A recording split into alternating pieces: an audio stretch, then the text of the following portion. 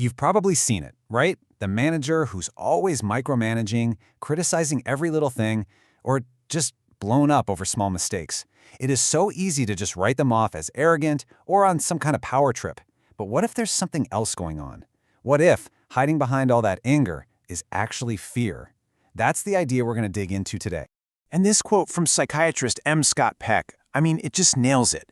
Fear isn't some kind of personal weakness. It's a sign that your brain is actually working the way it's supposed to, to keep you safe. So the problem isn't the fear itself. The problem is what happens when that fear isn't recognized, when it's not dealt with, especially by people in positions of power. So how does this actually look in the real world, like in an office? Well, for leaders, that unacknowledged fear can be a really potent catalyst. It can morph into this desperate need for control, or it comes out as cutting sarcasm, or even just straight-up anger and intimidation. This is the secret engine that drives so much of what we call toxic leadership. And this really gets to the heart of it. Think about it. For a leader whose whole professional identity is built on being competent, on being successful, well, anything that challenges that image, a deadline that gets missed, a tough question in a meeting, maybe even a talented person on their team who's shining a little too brightly, that isn't just a business problem. To their nervous system, it feels like a direct threat, and that triggers a powerful, really primitive fear response. To really get a handle on this, we've got to peek inside the brain a little bit. It's actually pretty simple. When our brain senses a threat, it doesn't really pause to think things through. Nope, it just reacts instantly. And that automatic survival response, well, it usually comes in one of four main flavors. These are what people call the 4 Fs. You've got fight, which is pretty self-explanatory. It's aggression, trying to dominate the threat. Then there's flight, getting away from it. Freeze is that classic deer in the headlights moment where you just can't move. And fawn, that's when you try to appease the threat, like someone who immediately agrees with their angry boss just to calm things down. Now, in the corporate world, a world that values being in control, that fight response can often feel like the only strong, acceptable way for a leader to channel their fear. But here's the crazy part. While that aggressive fight response might give a leader a temporary feeling of being in control, in the long run, it completely backfires. It's totally self-destructive. It actually creates the very problems the leader was afraid of in the first place, trapping them in this vicious cycle.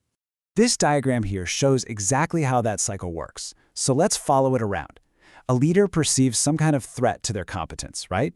Their fear kicks in, and their response is anger and clamping down with more control. So what happens next? Well, the team shuts down. Of course they do. They stop offering ideas, they start hiding bad news. This just crushes communication and innovation, which means the results actually get worse. And what does that do? It just magnifies the leader's original fear. And then the cycle starts all over again, getting worse each time. So if this sounds familiar, if you're a leader, how on earth do you get out of this trap?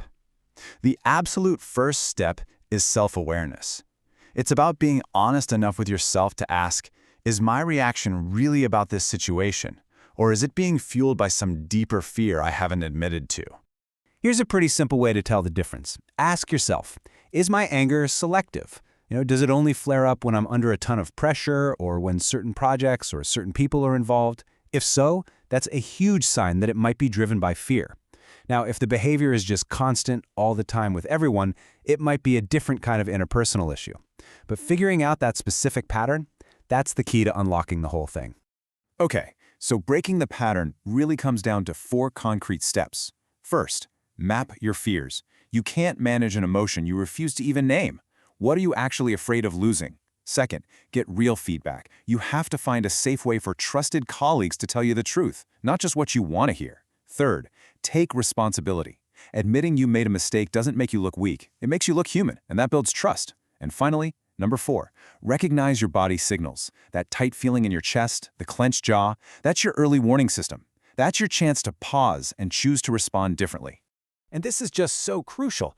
Projecting this image of perfection, it doesn't inspire people to follow you, it just creates anxiety and distance. It's authentic vulnerability. Having the strength to say, I was wrong, or I need your help. That's what builds the rock-solid trust you find at the heart of every truly great team. All right, now let's flip the script. What if you're on the receiving end of all this? Working for a fearful, aggressive leader is it's exhausting, it's demoralizing. But you are not powerless. There are things you can do to protect your energy and your career. This is maybe the most powerful tool you have. It's called depersonalization. It's a huge mental shift. Instead of taking the criticism and thinking, I'm not good enough, you reframe it. You observe it and think, my boss is feeling threatened right now. Now, this doesn't excuse their behavior at all, but what it does is build a kind of shield around your own self-worth. It lets you see their reaction for what it truly is, a reflection of their state, not a judgment of your value. So when an environment gets truly psychologically unsafe, you have to shift from just trying to manage the relationship to actively protecting yourself. That means a few things: minimizing contact when you can, documenting specific incidents, get the dates, the details, and finding allies. That could be HR, a trusted mentor, or another senior leader who can give you some perspective and support. Now look, all these individual strategies are vital, they're essential, but the only real, lasting solution to a culture of fear, that has to be a systemic one. It means the organization has to deliberately build a climate based on trust. The official term for this is psychological safety. So what is psychological safety? Well, at its core, it's the shared feeling that you can speak up without being punished or humiliated. It's feeling safe enough to ask what might seem like a dumb question, to admit you don't know something, or to challenge what everyone else is saying. It is the absolute #1 antidote to a fear-based culture, and is the single biggest predictor of high-performing teams. It's also so important to understand what psychological safety isn't. It is not about being nice all the time or trying to avoid conflict. Heck no. It's about creating a space where you can have respectful conflict.